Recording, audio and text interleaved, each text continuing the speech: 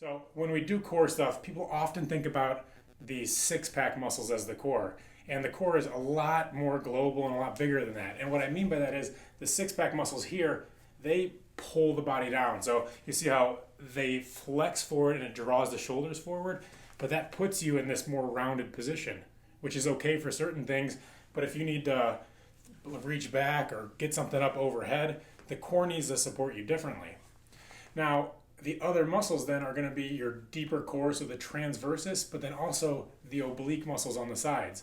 Now they're on the sides, but they all wrap together to the front, and then they pull around and connect to the lower back to both brace and support the spine. So with those deeper muscles, we said a second ago the six pack draws down. This one it pulls up and in. So you see how I almost get lift and length? That lift and length, it opens up the spine slightly and it protects the nerve roots that go and feed the muscles in the arms and legs. So tightening through here is a great way to brace the spine and then also provide a little extra protection and support.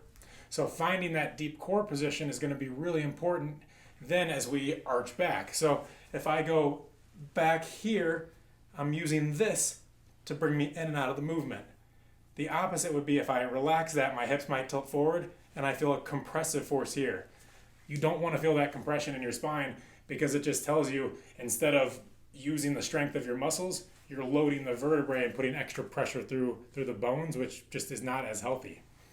We can do it for a little bit, but doing it repetitively or doing it under load just becomes a problem. So that's a great engaging here for different back bending movements is important, but then also on the obliques, let's say I'm turning over my right shoulder, I'm using here and here to go into it, but then also bring me back out of it.